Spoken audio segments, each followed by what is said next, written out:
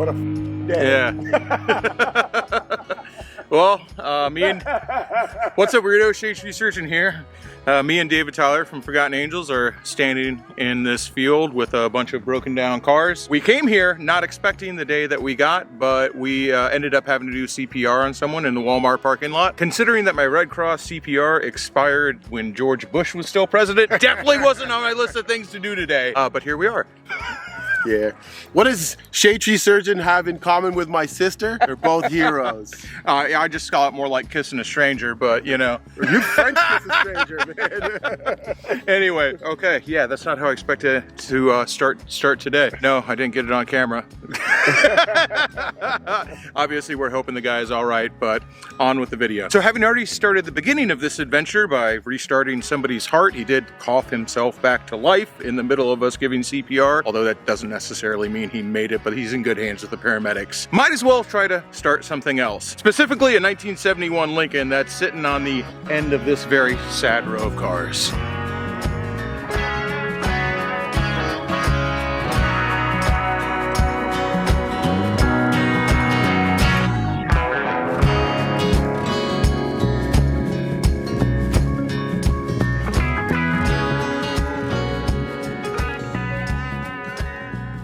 What we have here is maybe it used to be yellow? What color would you call that, David? Canary yellow. Yeah, we have a dead canary in a coal mine yellow 1971 Lincoln Mark III over here. We don't know the last time it ran, but it looks to be about in the same shape as all the other cars in here, except I really like this one. The cool thing about this one is it's not actually branded as Lincoln anywhere. This is branded as a Continental. Specifically, it was Lincoln's answer to Cadillac, but hey! That's a bonus. Well, that sounds like a solid door to me. It's got some foliage on it. I'm sure there's gonna be rust. It's got these Landau tops. I'm sure underneath here is just nothing but rust and the typical. I had a 69 Mustang actually, and these rear deck lids are always super rusty. What we got in there? A dead body. Ooh, a door panel. Bonus. Yeah. It doesn't really matter how bad some of this stuff that I'm asking about is, because I actually already bought the vehicle. So I bought it sight unseen. All I needed to know was whether this vehicle ran or not, and the guy gave me a resounding ran when parked. We'll take a page out of Vice Grip Garage and see when the last year it was on the road. 84. Ronnie Reagan was still in office eating jelly beans the last time this thing was on the road. That was the year I graduated.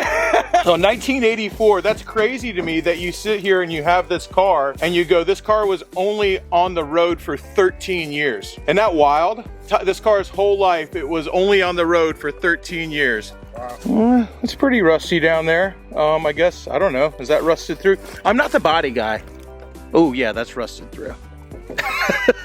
David's the body guy. David knows how to do Bondo, not me. What I really love about these cars, and I've wanted one for a long time, which is why we took a gamble on this one.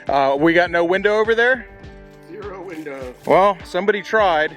I don't know if that's a factory replacement or not, but somebody tried their best. I love cars that are inches tall and yards long. Jaguar XKEs, old Cadillac Eldorados, the 70s Caprices, and one of my favorites is the Lincoln Mark III. It's not my favorite front end. I think that there's better looking front ends. I think that the Cadillac has a better looking front end. If I had vintage Jaguar money, not only to buy one, but to keep one running, this would be a very different channel. But I don't have vintage Jaguar money. What I do have is, if you can get it to start and drive it off the property, or pull it off the property, whichever one comes first, that's the kind of money I have. I do really like the lines of this car, just the way that flare is over the rear wheel, where you've got this long straight line all the way to the rear. It just makes the entire car, it's almost a little deceiving with how big it is, because it just looks like kind of a big Mustang or something, which makes sense because it's basically just a gussied up Thunderbird. The Mark III came about when Lee Iacocca told his designers, put a Rolls-Royce grill on the front of the Thunderbird, and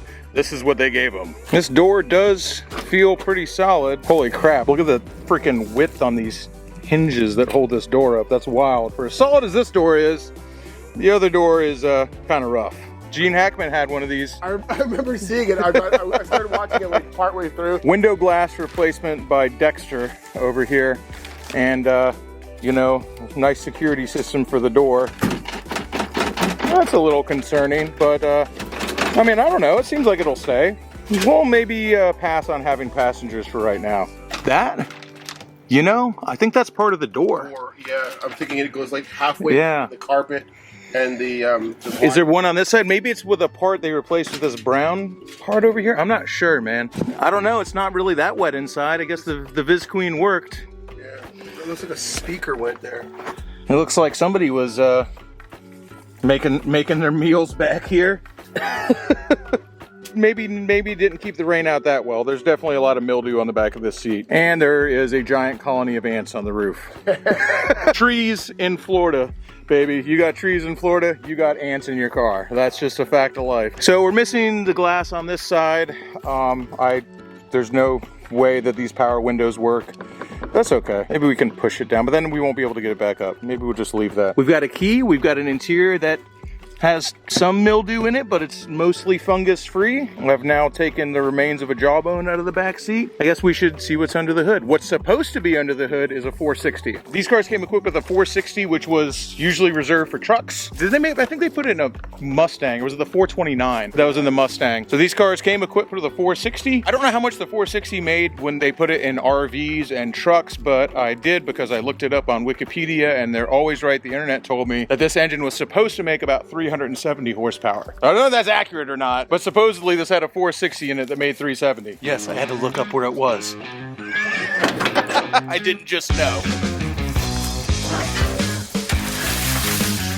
Well, I'm glad none of those fell directly on the engine because there's no air cleaner. It certainly looks like it could be the size of a 460. What I will say is this is not exactly what I expected to find when I opened the hood. Holy mackerel, dude. Yeah. This engine doesn't even look like it's been run. Yeah, not exactly what I was expecting. Is an electronic ignition, a gigantic Holly, and an engine that looks like, I'd say at least got a fresh coat of paint on it. Brand new gaskets. And brand new gaskets. Somebody opened this thing. So this engine doesn't even have any road grime on it. It's like literally does not look like anybody's driven this engine around. Obviously the carburetor's been used before, but this thing looks brand freaking new. Well, not brand new. Not exactly. Let's not say exactly brand new, but for a 1971 Lincoln that's covered in leaves, ants, and animal jawbones, I'd say pretty new. Well, hopefully it's filtering. Ran when parked. I wonder if this is supposed to bolt to something. Oh, look at that. Right there. We did bring a battery with us, and I think it's time to check the oil and see what the heck's going on with this thing. If it didn't have some oil residue over there by the breather and some sludge in there, I would think that this engine's literally never been run. Which is crazy because looking at this engine and then the rest of the car, it doesn't really make a lot of sense. Why is there a brand new, well, I hope it's a 460, why is there a brand new 460 sitting in a vehicle that has no window, ratchet strap closed door, and was full of animal bones in the back of it?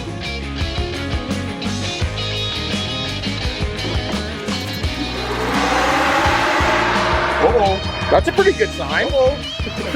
There's no way that these things came with an electric fan. It would have had to have had a clutch fan on it, you would think. You hooked it up automatic to come on automatically. What the hell's a dipstick? I was just stumped here. We're sitting here sweating, trying to figure this out, thinking that I'm the biggest idiot in the world because I can't find a oil dipstick. And what we figured out is there's a bolt where the oil dipstick is supposed to be. But the car does have oil in it. Whether it's enough oil, I don't know, but we're gonna try to start it anyway.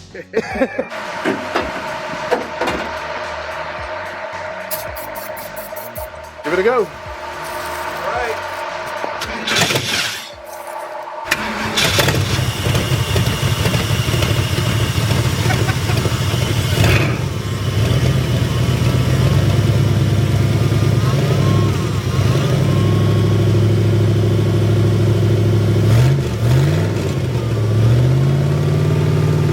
I will tell you, that's not what I expected, judging from what the rest of the car looks like. All the filter's gone, but it's the filter that's turning the grass. Oh, at least we got it. At least we got a filter in there.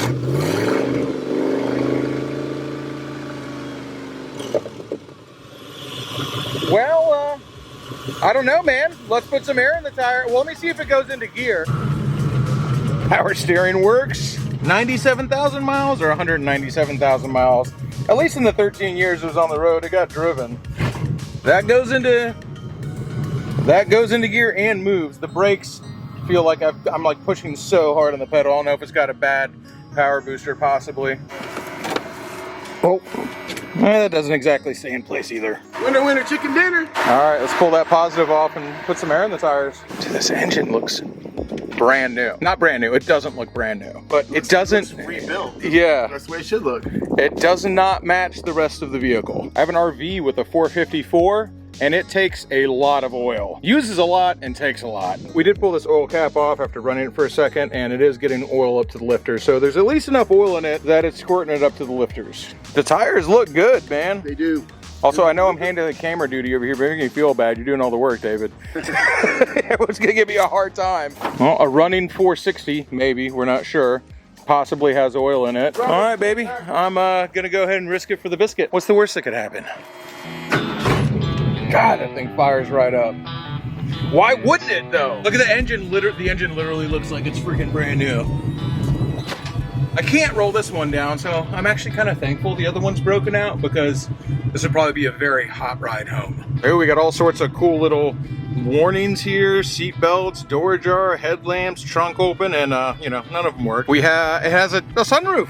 That's unexpected and probably not the best thing in the world. How about this too, dude? This got the clock in here is a branded Cartier clock, taking like center stage too. Like it's got as much real estate on the dash as the speedometer does. Our Cartier branded clock. Want to talk about pure luxury. All right, well, I know at least goes into gear. Let's see if it shifts too.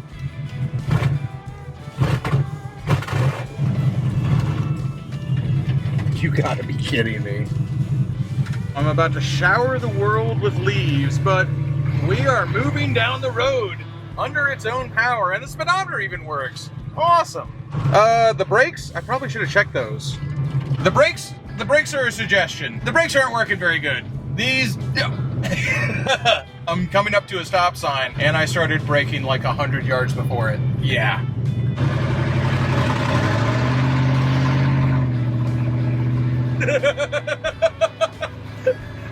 We are running and riding, and I probably shouldn't be holding a camera while I'm doing this. Holy mackerel, dude, I can't believe this thing is moving. Oh my God, dude, I can't tell you what it feels like to be looking down the barrel of this hood right now. Holy moly. Really should have both hands on the wheel.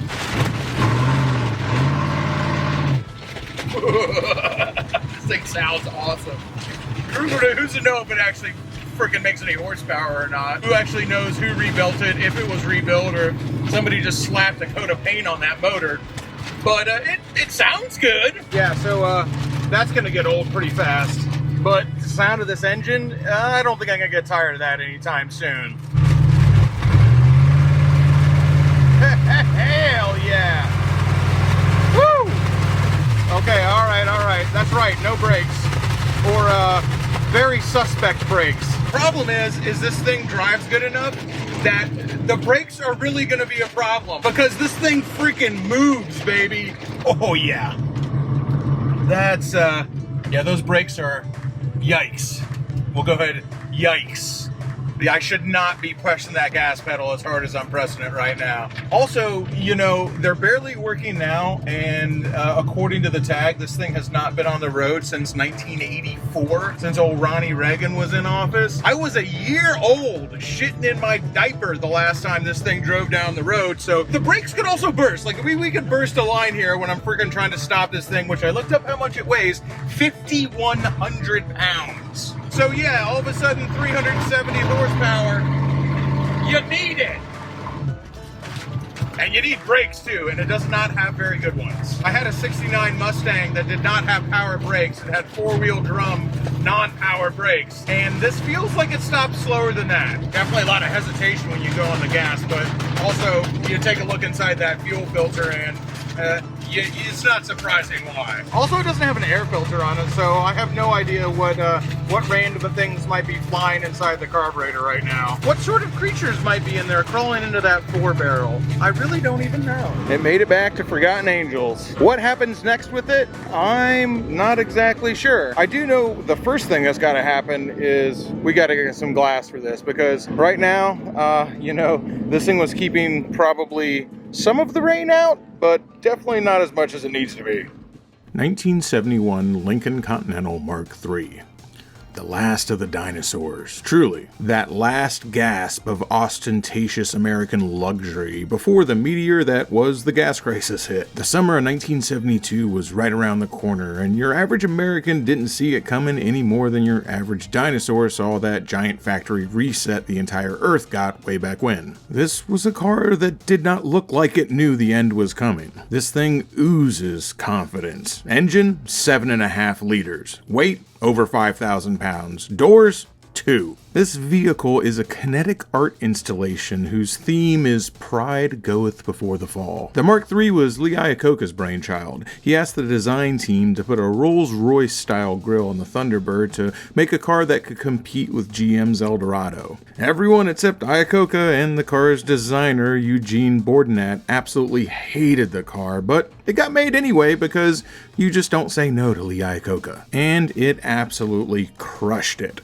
Ford sold close to 80,000 Mark IIIs from 1969 to 1971, and it was no coincidence that in that time period, Lee Iacocca went from vice president to president of the entire company. Less than 10 years after Lee Iacocca's biggest home run as a president of Ford, he was running Chrysler and bringing America the minivan and the K car. Time moves fast, and the gas crisis was the death knell for Ford's big luxury land yachts. Continental introduces a new mark. Continental Mark IV.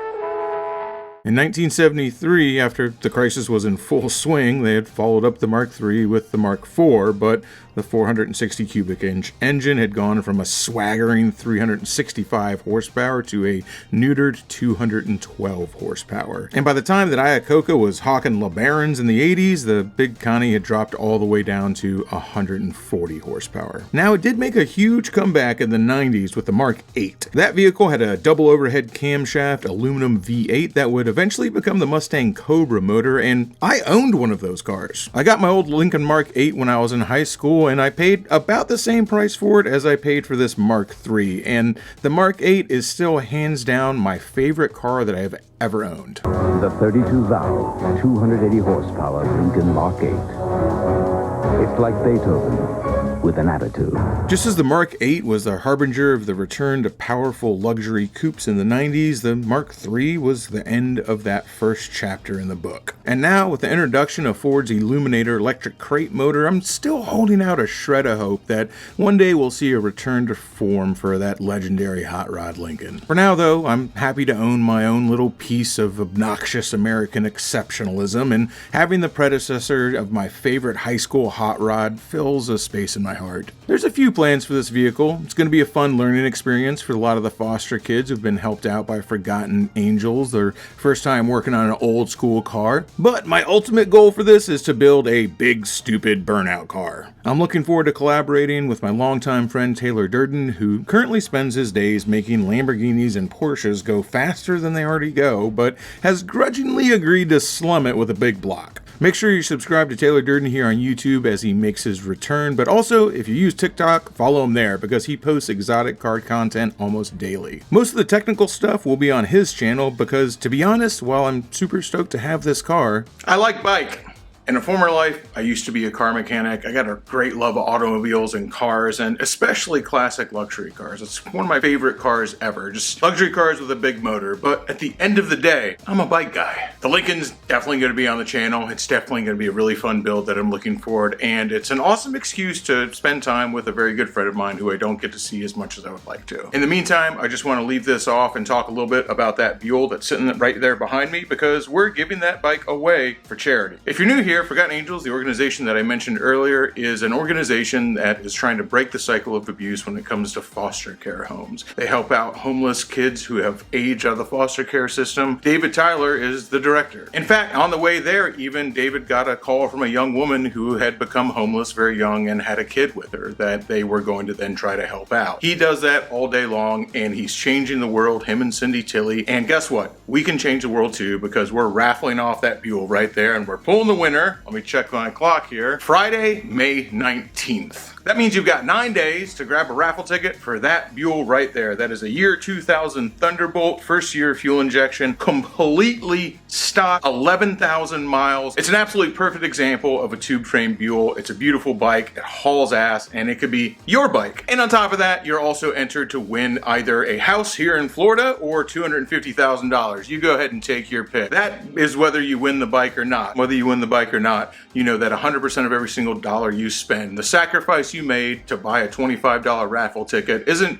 just a chance to win a bike. What it really is it's to give somebody else either another chance, or in a lot of cases, the first chance that they've ever gotten. If you know what we do at Forgotten Angels, you know exactly what we're about. I'm not keeping a dime of this. That link down below. Go ahead, be a bad person doing good things, because together we can actually change the world. Make sure you guys subscribe for lots more Lincoln Mark III content. Well, some more. Make sure you go following Taylor Durden on TikTok and here on YouTube. I have all those links down below. And of course, hit the bell notification so you can stay tuned for all the fun stuff we're doing on the Buell, that we're doing on the KZ1000 police bike back there, the Fuzz. More on that coming out real soon. That's gonna about wrap it up for this video, guys. I appreciate you watching throughout the whole thing. We got a lot more good times coming. Until next time, keep it weird. Crashing through the sky comes a fearful cry. Shade tree, army. Shade tree, army. Armies of the night, evil taking flight. Shade tree, army. Shade tree, army. Nowhere to run, nowhere to hide. Panic spreading far and wide.